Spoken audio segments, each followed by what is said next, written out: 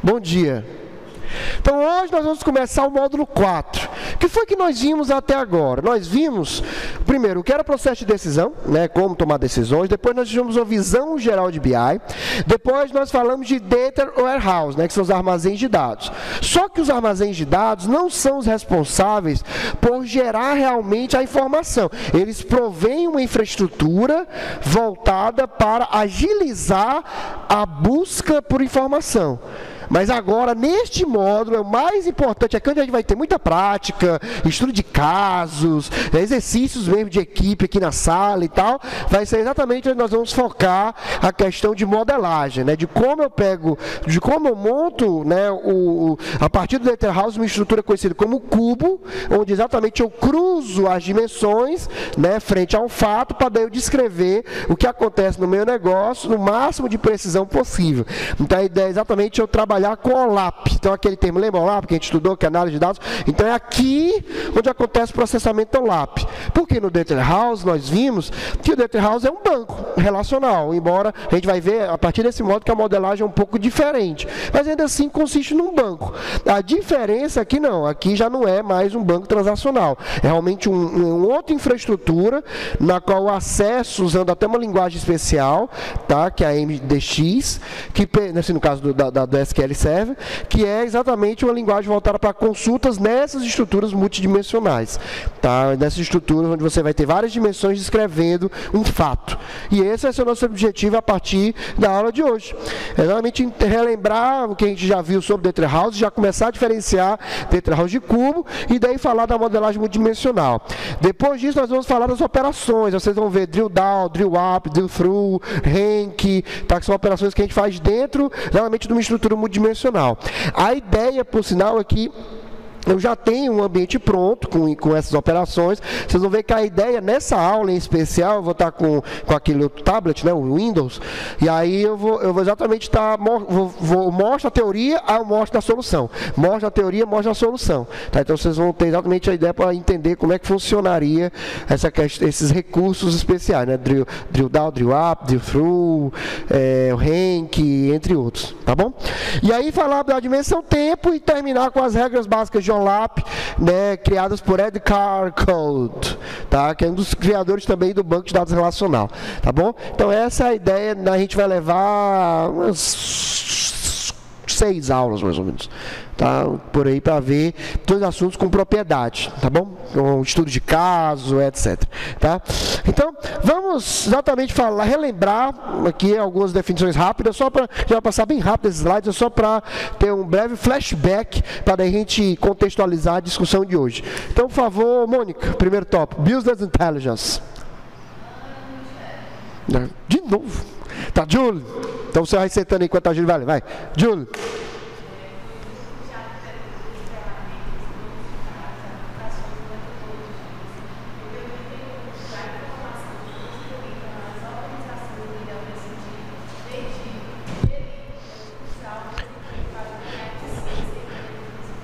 Agora você respira, né?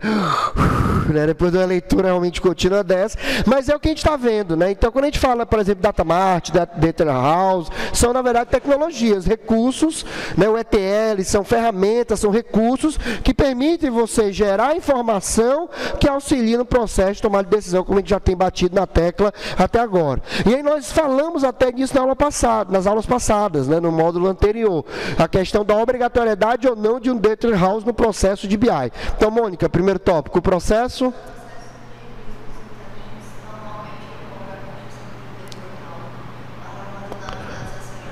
Entretanto, o seu uso não é obrigatório, como nós vimos lá no ODS. Lembra aquele banco intermediário, aquele staging bank, né, da database, né, stage database, no qual você trouxe os dados operacionais, mas ainda não fez uma transformação completa. Ele pode ser usado, como nós comentamos, para tomar decisão operacional, né? Então, exatamente por isso, os armazéns não são uma obrigatoriedade, mas é muito comum, realmente porque o cliente gosta de ter os 5, os 10 últimos anos de negócio, né, de funcionamento do negócio dele, para daí ele tomar decisão, tá bom? Júlio, segundo tópico, são várias as vantagens.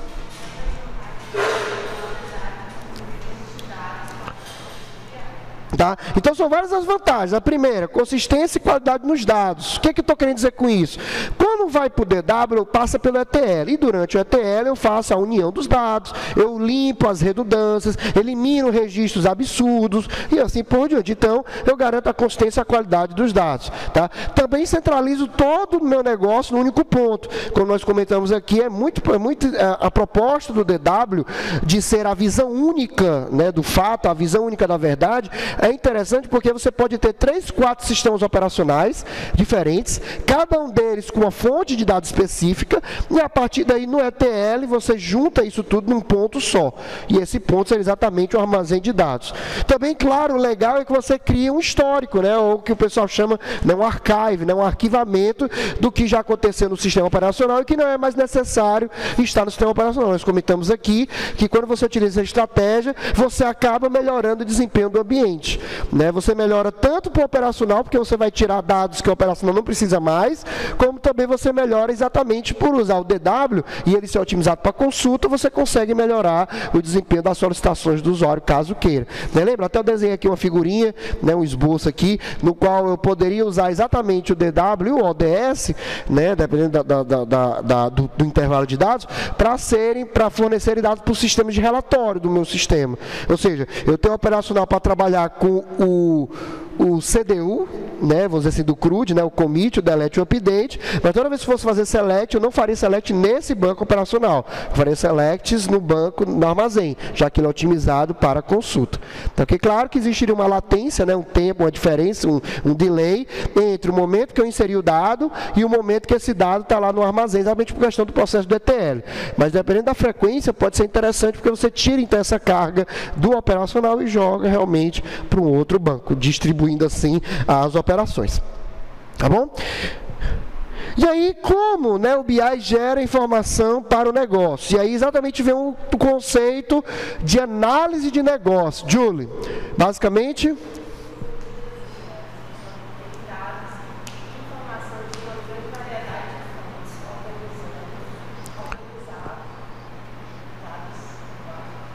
o Data Warehouse.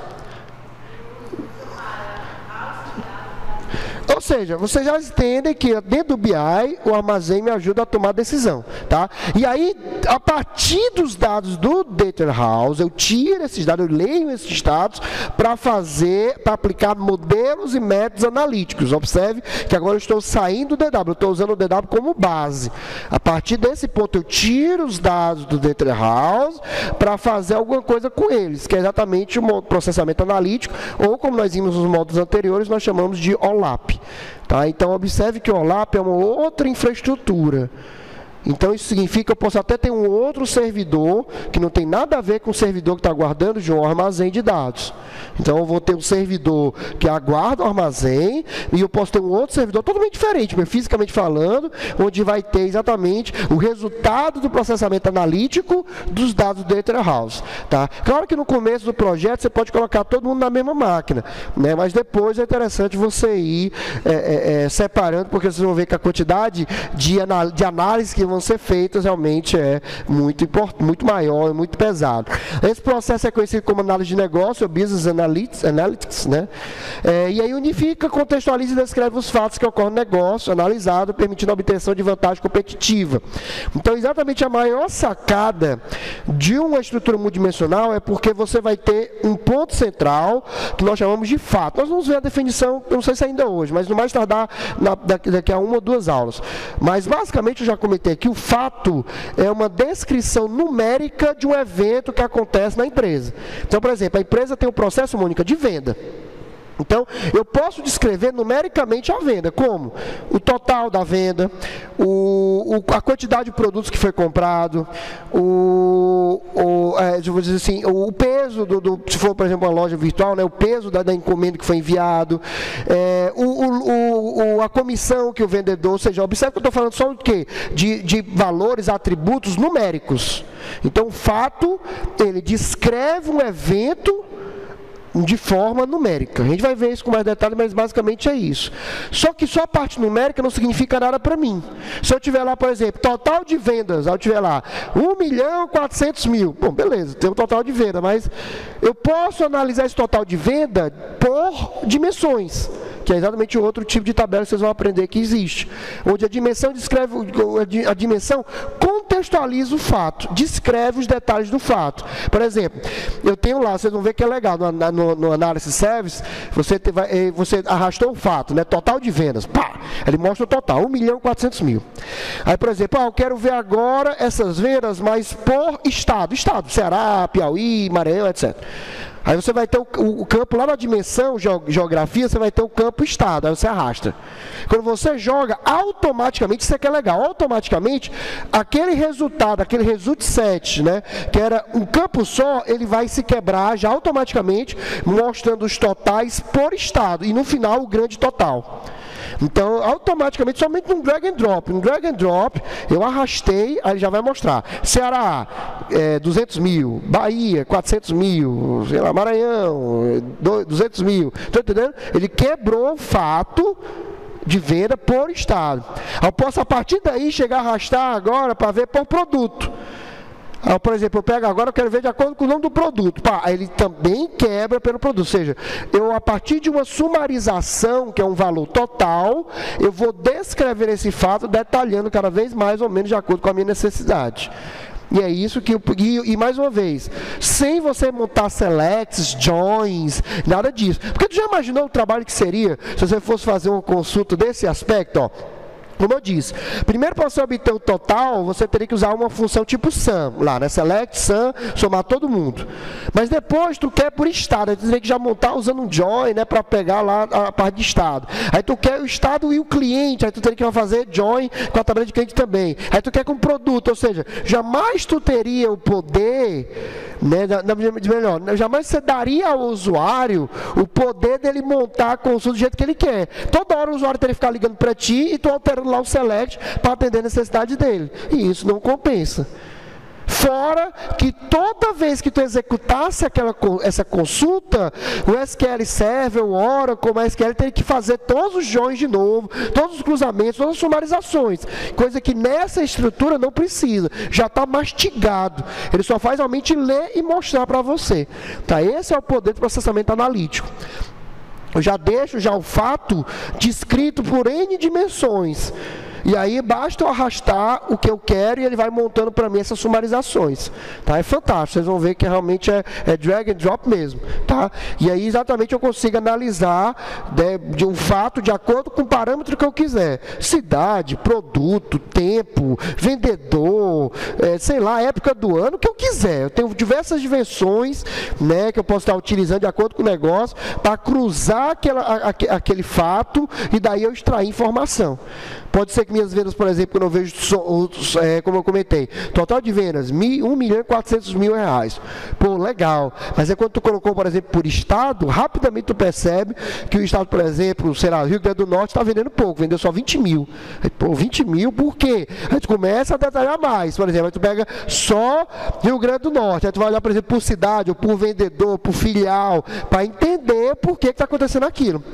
É exatamente o poder da análise multidimensional, tá bom? Julie, os últimos tópicos, apresenta conexões.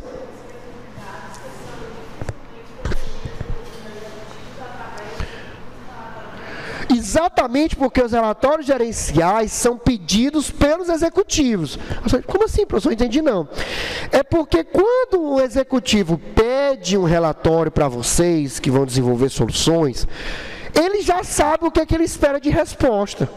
Então, se ele já sabe, não há nenhuma adição de valor ao negócio.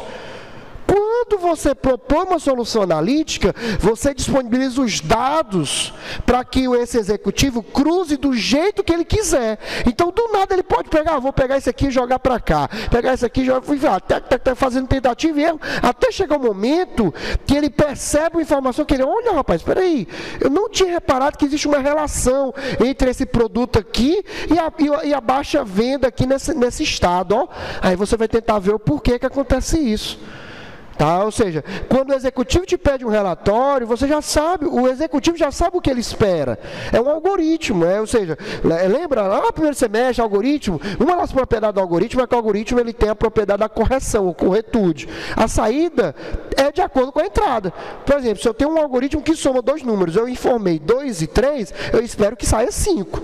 Senão não está certo no algoritmo. A ideia de um relatório gerencial é a mesma coisa. Se eu peço um relatório que vai classificar os vendedores de acordo com as comissões, eu já sei o resultado disso. Não há nenhuma adição de valor para o negócio. É mais uma coisa operacional. Quando você oferece uma solução dessa, não. Você vai ver que nós vamos ver aqui, na verdade você também, nós vamos ver que quando você faz os cruzamentos, ele pode cruzar do jeito que ele quiser, colocar os atributos que ele quiser, e daí ele vai gerar esses cruzamentos. E aí, do nada, pode, em algum momento, em alguma combinação, olhar, rapaz, olha onde é que tem uma relação, às vezes uma relação, por exemplo, um produto é pouco vendido num determinado estado. Aí você, poxa vida, mas por quê? Aí olha, por exemplo, agora colocando qual mês, para ver que tem a menor quantidade de vendas. Aí você olha e percebe que o mês que vende menos, por exemplo, ventilador, é porque é um mês que é muito frio. Aí você, olha, rapaz, então já não preciso mandar ventiladores, muitos ventiladores nessa época do ano, porque essa época que as vendas são baixas, então fazer promoção. Mas não é uma coisa que ele espera. Geralmente, quem usa o sistema de BI, ele tem a necessidade de formação, mas às vezes ele não sabe exatamente o que ele vai encontrar. A ideia realmente é você dar um ambiente flexível, que ele mexa do jeito que ele quiser, né, que ele manipule o dado do jeito que ele quiser, para em algum momento eu gerar uma coisa realmente, uma informação, extrair informação que estava lá escondida dentro do meu sistema operacional. Tá bom? No caso operacional, não o Windows, né, a gente fala o sistema operacional da empresa. Tá? E o último, né, essas análises. Automática é que quando você já tem uma determinada experiência, você pode deixar já pré-cruzado, vamos dizer assim, esses valores, né? Mas a gente vai comentar que a grande maioria dos casos é manual mesmo, até porque é o executivo que vai montar a sua consulta, né? Por favor, Igor, primeiro tópico, através...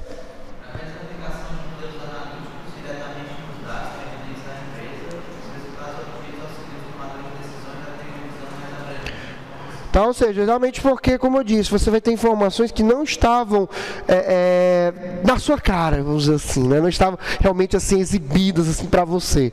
Tá? Realmente informações estavam lá escondidas no meio exatamente dos demais dados. Tá bom? Mônica, o advento...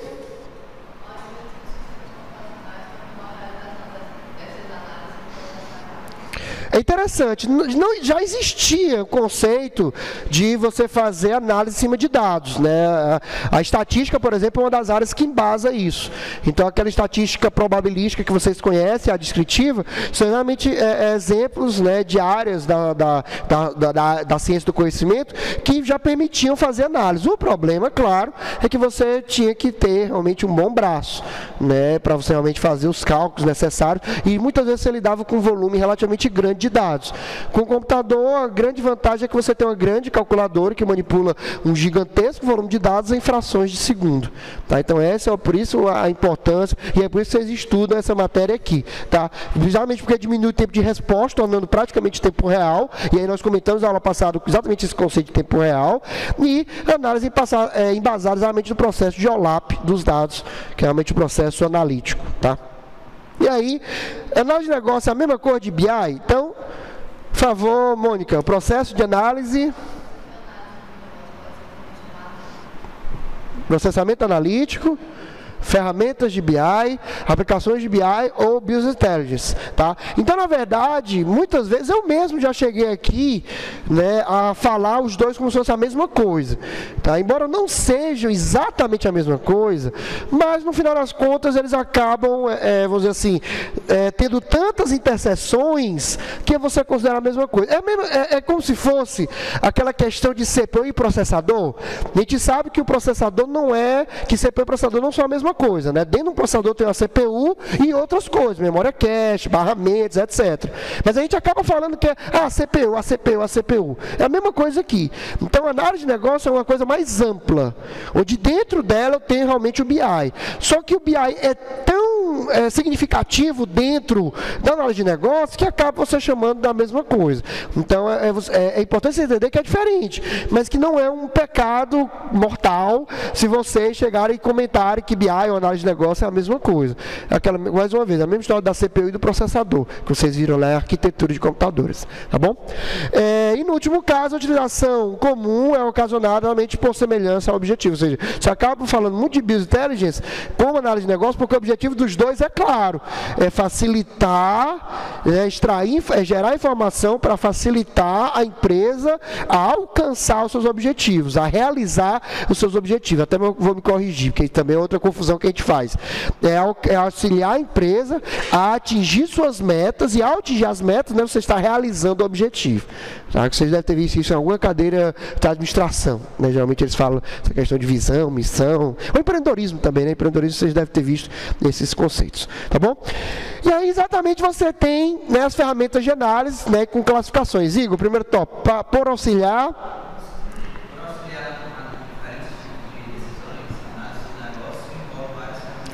Tá? E aí você tem 3 grandes grupos de classificação dessas ferramentas. Né? Você tem a descoberta de informação e conhecimento, o suporte a decisões de sistemas inteligentes e ferramentas de somente visualização. Por exemplo, eu posso usar o Excel como ferramenta de análise. O Excel, que é planilhazinha bonitinha e tal, gerar os gráficos bonitinho.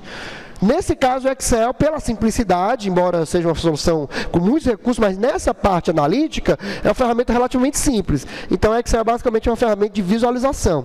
Já, por exemplo, soluções de análise, como o SQL Server Analysis Service, que é exatamente a área do SQL voltada para processamento de OLAP, aí não, ele oferece esses outros dois também. Você pode, por exemplo, automatizar o suporte à decisão. Você pode chegar, por exemplo, e já criar indicadores de negócio, por exemplo, que quando determinado valor for alcançado, ele te manda um e-mail para daí dizer que o determinado indicador foi gerado e você tem que fazer alguma coisa. Por exemplo, você vai monitorar as vendas e percebe em determinado dia que as vendas passaram do limite que você considera baixo. Aí você já toma uma reação, né, a partir desse evento. Tá? Isso aqui tem muita ligação também com a questão dos KPIs, e a descoberta de informação tem muita relação com a questão da mineração. Aquela história que a gente comentou até da fraude da cerveja, né, aquele primeiro exemplo que a gente comentou de BI, né, que é um exemplo de mineração, você teria nessa categoria. Então, o Analysis Service, por exemplo, já oferece esses dois, não oferece visualização. Você tem uma visualização, mas é uma visualização para profissional de TI, que você está modelando. Mas para o usuário final, você tem que usar alguma ferramenta de relatório. Aí, voltando no caso do SQL Server, né, o Analysis Service é o serviço para fazer análise. O Reporting Service, né, que é o serviço de relatório, é o que é para visualização. Serve com a solução separada, que não sou obrigado a usar. Eu posso, por exemplo, usar também para visualização o Crystal Reports, por exemplo, que é outra solução conhecidíssima de relatórios, tá? O Crystal, ok? Então, seriam essas as classificações que você tem nas diferentes ferramentas de análise. Então, vamos agora falar exatamente do mais importante. O mais importante modal de hoje é a modelagem multidimensional. Vocês vão começar a entender o que seria cubo, que história é essa de cubo, de fato, tá? Esse tipo de coisa, tá bom? Então, eu começo exatamente com a pergunta de como realizar análise dos dados existentes. Nós já vimos o que é um Data House, que é um banco voltado para consultas, que consolida todos os fatos da empresa, etc, etc. Ou seja, deixa tudo pronto para análise, mas não é o Data House que faz análise. E aí, realmente, onde entra, né, a questão do OLAP. E aí, a estrutura do Data House é otimizada para consulta. Nesse caso, a organização dos dados é essencial. E aí você tem o conceito de multidimensionalidade. Favor de... Sim. Não entendi, João. Como? Quando você monta o projeto de OLAP, João, você vai estabelecer uma conexão com o banco, que é o armazém. Como se fosse uma aplicação, fazendo uma conexão de uma aplicação Java, por exemplo, usando JDBC. Então, as ferramentas de análise, elas vão ter drivers de conexão, exatamente, que se conectam às fontes onde vão ter os armazéns. Tá? Então, por exemplo, você vai ter conexão usando o DBC, usando o próprio drive da Oracle, da Microsoft, e assim por diante. Tá? Então, você, a partir, por exemplo, do Analysis Service, O primeiro passo é você estabelecer um data source. Geralmente você estabelecer uma fonte de dados. Você pode usar várias fontes, lá tem várias opções. Até XML eu posso estar consumindo para trazer para dentro da minha análise. Tá, ok? Então, eu estabeleço uma conexão com o banco mesmo. Porque, mais uma vez, é importante frisar, até para você também que nos acompanha, o Data Warehouse é um banco de dados relacional. A diferença vai ser a forma com que os dados estão lá armazenados. Mas ele é um banco criado dentro do seu SGBD mesmo, um SQL Server, um Oracle, uma SQL, etc. É muito, muito importante vocês entenderem isso, tá bom? Voltando então, Julie, primeiro tópico. O que é multidimensionalidade?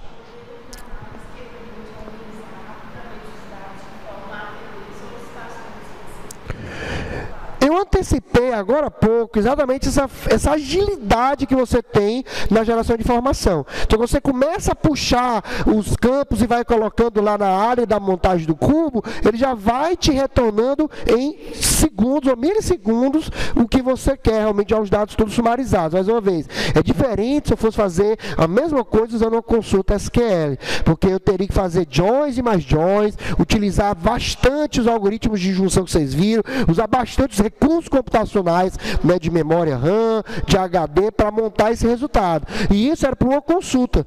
Né? Se o usuário, por exemplo, mudou, antes eu tinha a venda por cidade e por produto. Agora eu quero tirar produto e colocar cliente. Ele vai ter que fazer todo o processamento de novo, se fosse uma consulta SQL. No caso da multidimensionalidade, não. A estrutura multidimensional já vai te dar exatamente tudo pronto. Só faz arrastar e só te mostra o resultado. É fantástico. Tá, ok? É fantástico. Né?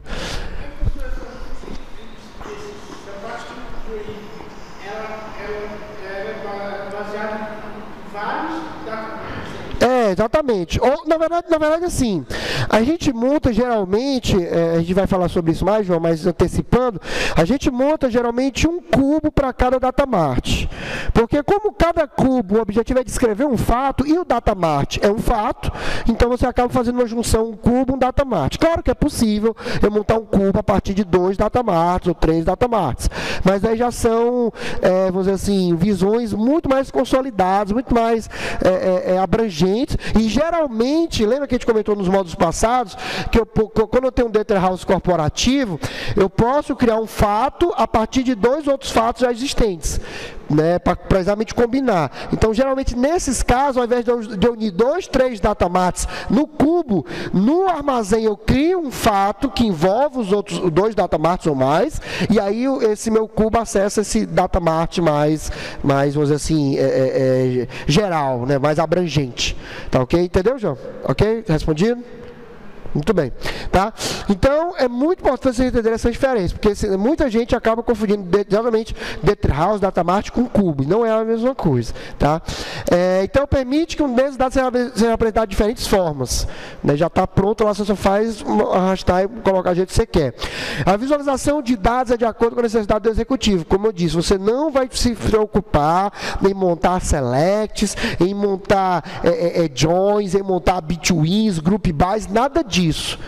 A estrutura multidimensional, conhecida como cubo, já te dá tudo isso mastigado. Tu só faz realmente cruzar numa ferramenta de visualização para daí você ver a resposta. Tá? É só isso, você não faz mais nada. Tá? Realmente já está tudo mastigado, vamos dizer assim, processado pelo OLAP. Só faz realmente trazer à tona o que tu quer. Só. Tá? Também tem a mudança da apresentação também de forma praticamente instantânea. Leva um estalar de dedos, tá? Para você cruzar os dados e ver novas informações. Tá bom? E aí, né, o banco de dados multidimensional é um banco de dados que é composto por várias estruturas dessa de pesquisa. Tá? Então, eu tenho realmente um banco, é como se fosse um banco mesmo. Só que esse banco, dentro dele, eu vou ter diversos cubos. Ao invés de ter diversas tabelas, como seria um banco normal, um banco multidimensional vai ter diversos cubos. Ou seja, vai ter diversas informações já processadas analiticamente. Tá? Mônica, primeiro tópico, base de dados. Base onde os dados, desculpa.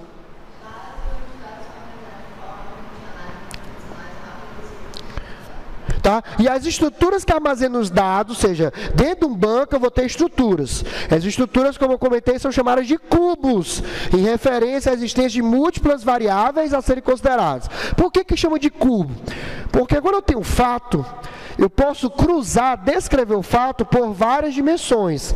E cada dimensão é como se fosse realmente um eixo, né? Então, você, por exemplo, quando você tem, por exemplo, eu tenho o tempo, pensando bem besta aqui, eu tenho a dimensão tempo.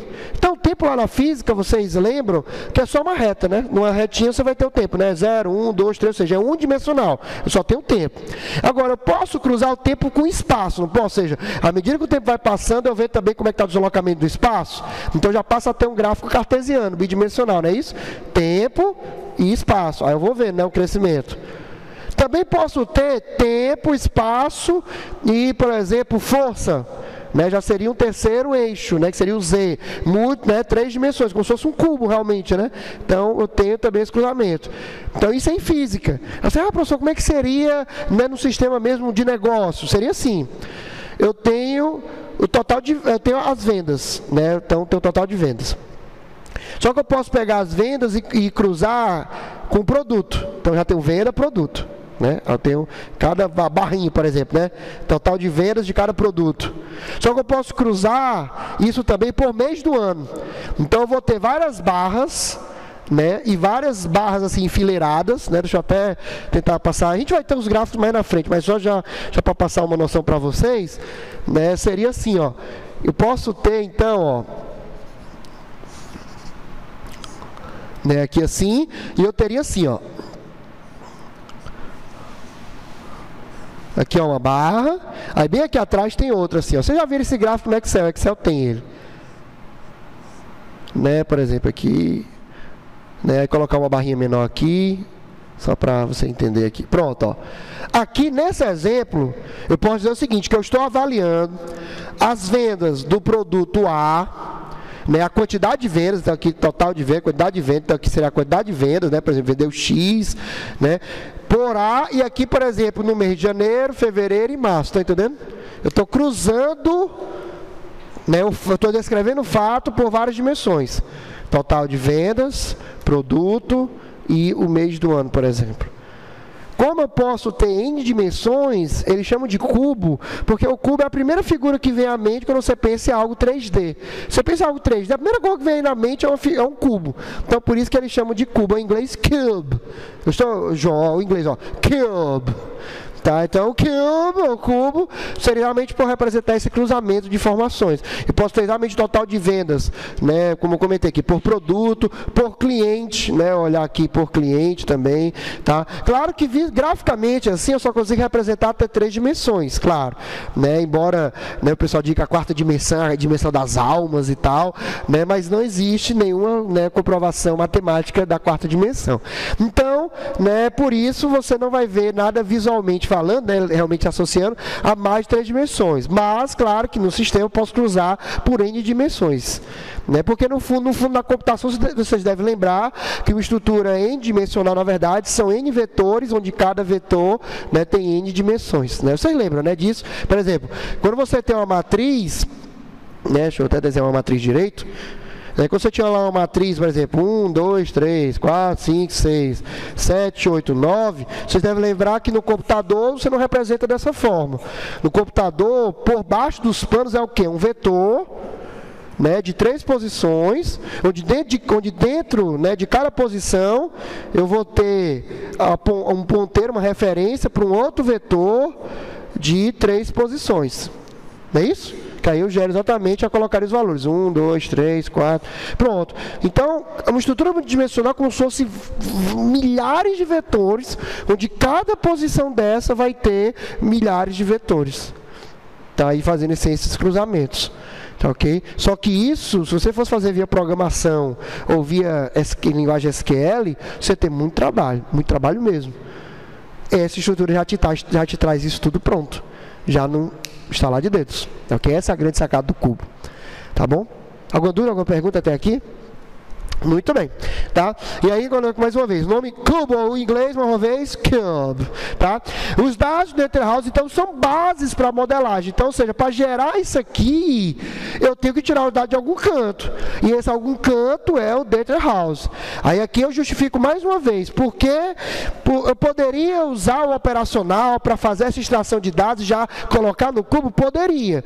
O problema é que você levaria muito tempo para processar exatamente esses dados, porque eles estariam totalmente o quê? Fragmentados. E estão fragmentados por causa do conceito de normalização, que vocês viram lá na cadeira de banco de dados 1, creio eu. Tá? Se não tiver, a gente vai ter aqui uma breve revisão de normalização, tá bom? Mas exatamente os dados são fragmentados porque a normalização, seja um banco relacional, prima pela otimização de espaço em disco, enquanto ela perde tempo de consulta para ganhar espaço em disco. Exatamente, ele não repete a mesma informação, exatamente, ele evita o erro da redundância. E exatamente esse é o problema no caso da análise, porque eu preciso ter os dados o mais rápido possível. Quando eu tenho normalizado, o dado está fragmentado. Para eu ter a visão de que é da verdade, eu vou ter que unir todo mundo. E isso no operacional levaria muito tempo e consumiria muitos recursos computacionais. Então essa é a ideia exatamente de o porquê de utilizar uma estrutura de dados multidimensional, tá bom? E aí a questão, né? Claro que agora você já sabe a resposta dessa pergunta, né? Não, um cubo não é a mesma coisa que um Data House, porque o Data House, como eu comentei e reforço aqui, é um banco relacional, é um banco onde você vai ter chave primária, né, relacionada à chave estrangeira. A diferença é que esse banco vai ter redundância, ele não vai se preocupar com a normalização, na verdade vai fazer o contrário, ele vai desnormalizar o banco. Nós vamos até fazer atividades sobre isso, tá bom? Exatamente a diferença entre ele e um banco relacional está no fato de como as tabelas são modeladas, enquanto um cubo é uma estrutura multidimensional, os dados são cruzados de forma específica para que você enxergue, né, acesse essa informação de um instalar de uma forma realmente bem rápida, bem eficiente. Ok? Então, Igor, primeiro tópico. Desta forma... Primeiro, diferentes soluções são responsáveis pelo Data House e pelo cubo. Por exemplo, no caso do SQL Server, o serviço de SGBD do SQL Server chama-se Database Engine. Tá? Pelo amor de Deus, não me venham com Engine. Tá? A pronúncia em inglês é Engine mesmo. Tá? Porque às vezes você vê Engine, né? Não existe Engine. Tá? É errado. Tá? Engine ou Engine, se preferir. Tá? Mas Engine, jamais. Tá? Então você tem o Database Engine, que é o responsável pelo serviço de banco, mesmo o SGBD do SQL Server é o Database Engine, enquanto o Analysis Server seria o responsável pela parte de OLAP. No Oracle a mesma coisa, o Oracle Database, por exemplo, é o SGBD. Já o Oracle Business Intelligence é a plataforma de análise. Tá? Na IBM, o DB2 é o banco SGBD, que teria o armazém, enquanto o Cognos é a solução de BI da IBM. Então, sempre vão ser soluções distintas. Ainda que venham, Igor, no mesmo pacote, vamos dizer assim, na mesma plataforma. E é isso que diferencia as versões. Né? Não sei se vocês chegaram a pesquisar ou a estudar sobre isso, mas, por exemplo, eu vejo o SQL Server, por exemplo. O SQL Server tem a versão Standard, tem a versão Workgroup, tem a versão Enterprise e não sei o que. É exatamente os recursos que vêm. As primeiras versões, as versões mais básicas, edições, desculpa, eu tenho que corrigir, não é versão, que a versão é 2005, 2010, essas coisas. As edições, né? Tem várias edições. Então, as edições mais básicas são aquelas que não vêm com BI, nos SGBDs. Geralmente, quando você compra o SQL Server Express, que é o gratuito, não tem BI. Tá? O Express é só SGBD. Já quando você pega da Standard para cima, aí ela já vem com a plataforma de BI já. Tá? Então já vem o SGBD mais a parte de BI. Tá bom? O Oracle também é a mesma coisa. Você tem só Oracle Database. Eu quero BI. Então você vai ter que procurar a solução do Oracle Business Analytics. Tá? E também, outra coisa também importante é que nesse caso, eu posso então mesclar, porque são independentes. Eu posso ter meu SGBD usando, por exemplo, o Oracle Database e minha parte analítica está na Analysis Server, sem o menor problema. E usar o ETL da IBM, usando Cognos, por exemplo. Tá? Não há independência nenhuma entre as soluções. E a boa notícia é que, diferente do que acontece na programação, todas as soluções conversam entre si. Né? Porque em programação é horrível. Por exemplo, você pegar um código Java, portar, por exemplo, para C# é um parto. Ou o contrário, pegar um código C# portar para o Java é um parto. Né? Ainda que você veja que são iguais. Né? Você sabe, por exemplo, você olha os comandos do Java e do C#, você vê que são idênticos, assim, a questão de operação. Mas ainda assim muda, né? Por exemplo, o Java é System Out, no caso do C# é console. Né? Então, aí fica essa, né, questão de, só muda basicamente as palavras-chave. Mas é um saco, a verdade é essa. No caso aqui, não.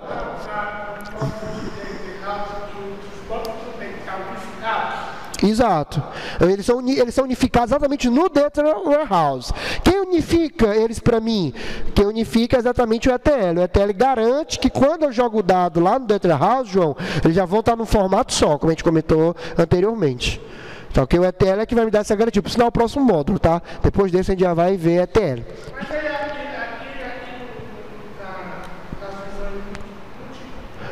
Multidimensional, o que é que tem? Pois não, aí que tá, isso aqui é legal. Quando eu acesso o dado do Data Warehouse, que eu monto o cubo, João, já é o meu banco, vamos dizer assim. Já tenho todos os dados, não preciso... Depois que eu monto o cubo, que eu processo o cubo, até o nome do evento é esse, você processa o cubo, quando você processa o cubo, João, não precisa mais do armazém. Ele já trouxe os dados e já cruzou. Claro que eu vou ficar acessando o armazém periodicamente, por quê? Porque o armazém vai sofrendo atualizações, então eu preciso pegar essas atualizações e jogar no cubo.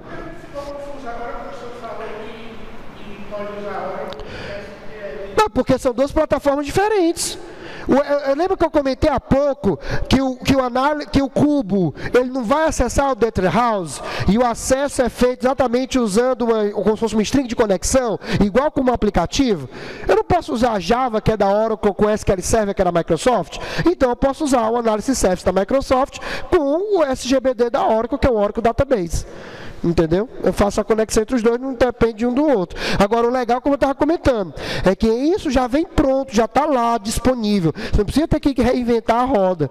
Se você, por exemplo, tiver um programa Java e quiser que esse programa converse com um programa C#, você vai ver que é horrível. Tem que fazer uma camada intermediária, um XML da vida, alguma coisa do gênero. No caso aqui, não, já tem tudo pronto, são irmãos, é legal isso. A área de banco de dados e, consequentemente, a área de BI é legal, porque todas as soluções conversam entre si. Já tem pronto, já tem os drives de conexão, já está lá tudo pronto só para você usar. Não precisa ter que se preocupar. Ai, meu Deus, será que o Oracle vai conversar com o SQL Server? Será que o Cognos vai conversar com o Postgre? Já está lá tudo pronto. Isso é muito legal. Tá? Porque simplifica muito o trabalho da gente. Né? Então, eu até fico brincando com o desenvolvedor exatamente por causa disso. Porque eu, por exemplo, né, como profissional de dados, e vocês devem ter percebido isso, venhamos e convenhamos. Aprender os fundamentos, o SGBD, você domina praticamente todos. Só vai mudar uma palavra-chave ou outra, de algum deles e algumas funcionalidades. É diferente de você ter linguagem de programação. Por exemplo, o C++, ele é substancialmente, não vou dizer totalmente, mas é muito, é mais da metade diferente do Java. Ele tem um if igual, beleza, tem um while, tem. Mas, por exemplo, vai montar uma classe, já é totalmente diferente. Conceitos que não existem no C++, que existem no Java, como pacotes. Né? E já ao contrário, conceitos que tem no C++, que não tem no Java, como conceito de cabeçalhos, os headers. Então, é muito diferente. No caso tanto de banco de dados relacional, quanto de BI, aprender os fundamentos, a solução é um detalhe. E é isso que eu estou tentando capacitar vocês aqui. O conhecimento que vocês estão adquirindo aqui, na boa. Depois daqui, você pode pegar um livro de SQL Server, ou de Oracle, ou de Cognos, que é da IBM, ou de SAP, ou de qualquer outra solução de BI, você vai ver que você vai aprender só a receita de bolo. Por exemplo, você está entendendo agora que é um cubo. Você só vai chegar, então, e estudar como você cria o cubo. Vocês vão aprender aqui como projetar um cubo. Aí vocês, depois, quando saírem daqui, vocês vão chegar como é que eu monto esse cubo que eu planejei aqui no Cognos? É só isso que vocês vão fazer. Ou seja, é muito, muito, muito mais prático. E é muito legal. É muito simples. O profissional de TI não fica perdendo tempo com picuinha, com techniquez. Ele realmente, a solução é legal. A área de dados em geral, né, banco de dados, BI, mineração de dados também da mesma forma, são áreas que não se preocupam com essa questão de concorrência. Na verdade, eles tentam garantir o máximo de interoperabilidade, ou seja, o máximo de conversação entre elas, para garantir que o cliente fique livre para escolher a solução que mais se adequa ao problema dele. Tá bom? Então é por isso que eu tenho essa possibilidade. O Cubo, João, é um outro servidor, é um outro ambiente. E como outro ambiente, eu posso me conectar a um outro ambiente de outro fabricante. E o legal é que, como eu disse, já vem isso pronto. Tá bom? Respondido? Muito bem.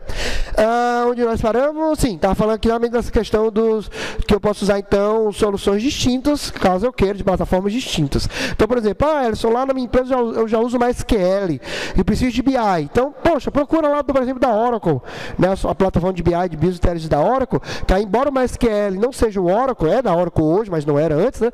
Mas eles conversam normalmente, tá bom? Igor, segundo tópico, Data House. Eu acabei de comentar isso. Volte aí alguns minutos atrás no vídeo que você vai ver que eu comentei isso. Que o Data Warehouse pode ser usado também para agilizar relatórios, para sistemas de consulta, etc. Até para tirar a carga do operacional. Então, lembre-se, o Data Warehouse sozinho não é BI. Ele faz parte, ele é uma ferramenta dentro do BI. Mas ele também pode ser usado para outras coisas. Então, se você fizer um Data Warehouse, ele está lá prontinho, por que não usar para o serviço de relatórios que você tem da sua empresa? Você vai estar ganhando desempenho e tirando uma carga do operacional, tá? E aí, como eu comentei, né, para o sistema com programa de relatórios, né? Mônica, a arquitetura deve...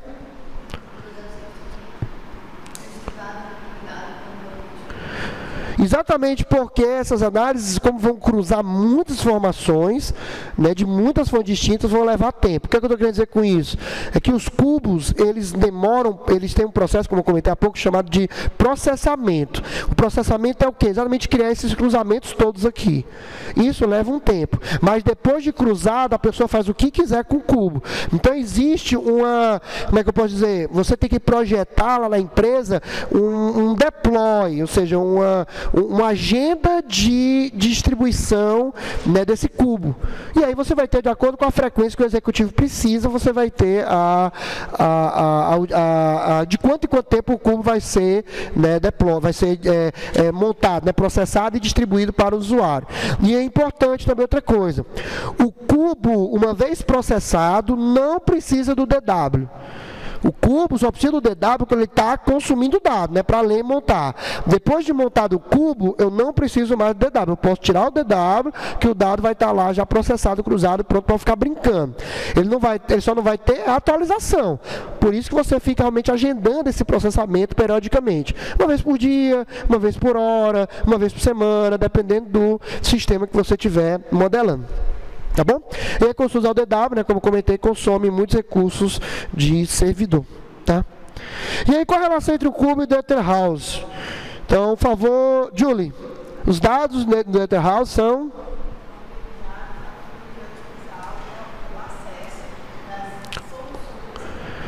Então, pronto, esse é o objetivo que nós temos passado, foram 9 aulas, para a memória, 8, 9 aulas, quase metade do curso até agora, metade das aulas, foi só falando de Data House. Para quê? Para chegar nesse ponto, nesse objetivo que você está vendo aqui conosco. Somente para agilizar a montagem do cubo. Para o BI, o Data House, ele serve para agilizar a montagem do cubo. Só. Claro que, como eu comentei, eu posso usar o DW para outras coisas, mas ele já não é BI, tá? Já não é parte de análise de negócio. Posso usar para melhorar o desempenho da consulta, etc. Mas para o BI, o Data House tem uma finalidade: oferecer os dados numa estrutura que diminua ao máximo o tempo de processamento, o tempo de montagem dos cubos. Porque realmente exige um tempo para a montagem dos cubos. Vocês vão ver que uma base pequena, que eu vou trazer aqui de megas, né, para gerar o cubo, para processar o cubo, vocês vão ver que leva uns 10, 15 segundos, que já é muito tempo dentro de banco de dados. Tá? E isso é possível graças a, como eu comentei, a modelagem multidimensional que você vai, né, colocar. Tá bom? E aí, para encerrar a aula, nós vamos começar a falar de modelagem multidimensional. O assunto mais importante, né, que a gente vai ver na próxima aula é exatamente como eu monto as tabelas do Data Warehouse para otimizar a consulta. Então esse vai ser o nosso objetivo na próxima aula. Mas hoje a gente vai fazer uma breve abertura, uma introduction, né, do que um trailer, né, do que seria modelagem multidimensional. Então, por favor, Emanuel, primeiro tópico. Técnica.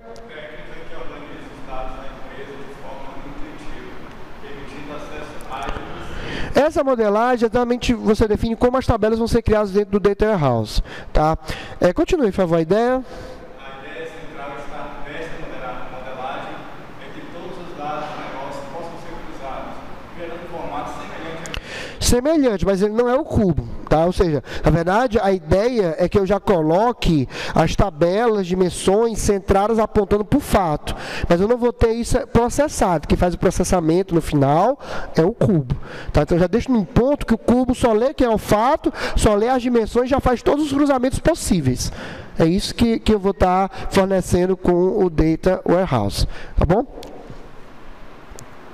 E aí, mas isso não seria possível usando, né, a junção, né, seriam os joins do banco relacional?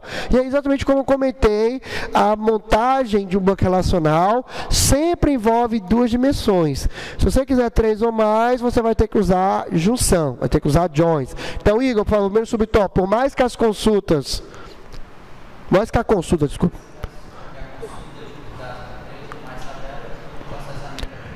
Vocês devem lembrar disso. Quando vocês viram lá em banco de dados 2, o professor fala o seguinte, ó, se eu tiver A, né, junção B, né, junção C, vocês devem lembrar, o professor disse, ó, eu primeiro vou pegar A e B e fazer a junção, gerando um resultado. A partir desse resultado é que eu vou fazer C.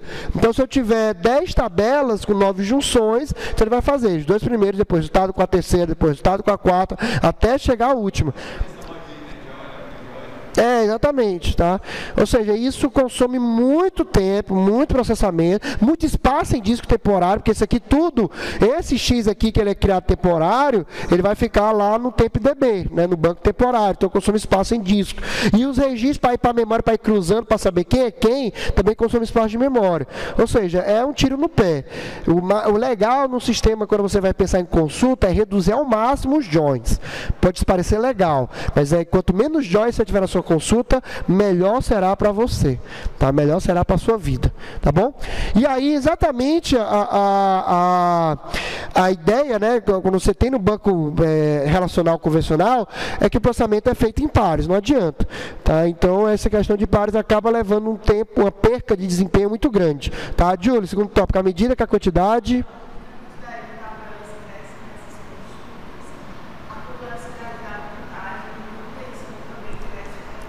Tá, então teria à medida que vai crescendo, teria que já pensar em particionamento de tabela, em distribuir o servidor, em pensar em selects mais rápidos, fazer otimização de consulta, etc. Tá? Mônica, a relação?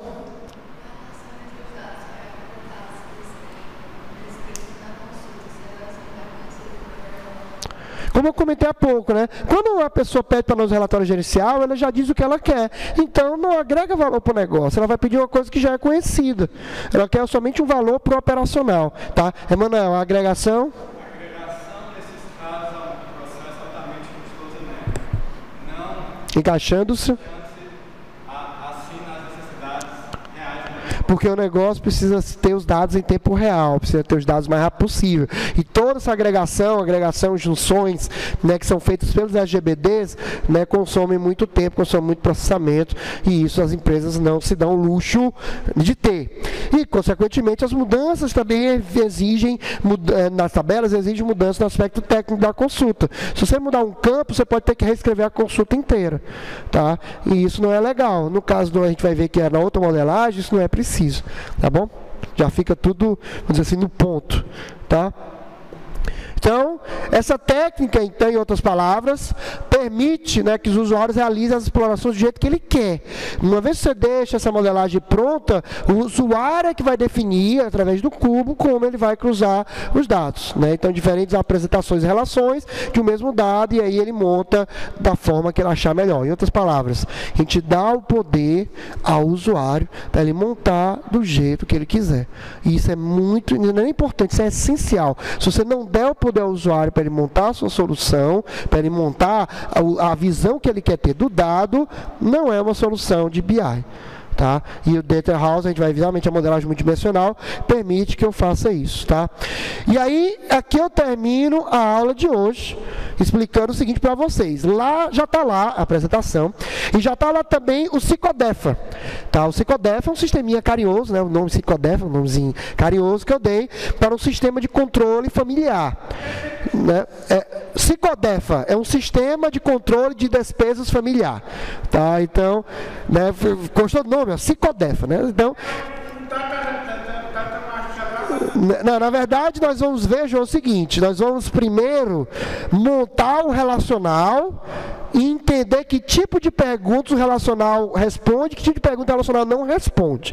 Então é o seguinte, na próxima aula, tá, vocês vão trazer esse estudo de caso, está lá no site, já tem lá o PDF, você traz no tablet, no celular ou impresso, tá? E aí nós vamos trabalhar exatamente esse estudo de caso. Nós vamos primeiro ter um tempo para vocês montarem o modelo relacional, ver se responde as perguntas. E depois nós vamos tentar responder algumas outras perguntas mais elaboradas. Vocês vão ver que aí esse modelo relacional não permite essa resposta. E aí a gente começa a estudar os modelos, não, ML não, a gente só a parte de banco de dados mesmo, só o diagrama de dar relacionamento, depois o relacional, para daí responder as perguntas. Tá, ok? Não, nada de UML não, só a mesma parte de banco, né, o profissional de dados. Tá bom? Então o Psicodefa vai ser o sistema que a gente vai começar a próxima aula, para daí entender exatamente os modelos de negócio. A gente vai ver na próxima aula que a gente chama de modelo estrela e modelo floco de neve, que são as duas modelagens mais importantes para banco de dados multidimensionais, para que você deixe o armazém já no ponto para o cubo consumi-lo. Tá bom? Alguma dúvida, alguma pergunta? Nenhuma? Então, antes de eu finalizar a aula, né, só me despedir de você que nos assiste, que nos prestigia. Já estamos entrando numa parte muito legal, uma parte cheia de práticas, né, que exatamente, talvez é o módulo com mais práticas que tem, realmente porque é o módulo mais importante para você montar a análise de dados. Então, a partir da aula de hoje e as próximas aulas, são aulas importantíssimas realmente, que pouco se vê até no Brasil, é uma pena, é uma área muito bacana, mas que infelizmente pouco é trabalhado, né, nas universidades pelo Brasil afora. Então, eu espero que você esteja conosco na próxima aula, e qualquer dúvida, utilize a seção de comentários, pode compartilhar, tá, divulgar os vídeos, né, como quiser. Então, para você, um abraço e até a próxima.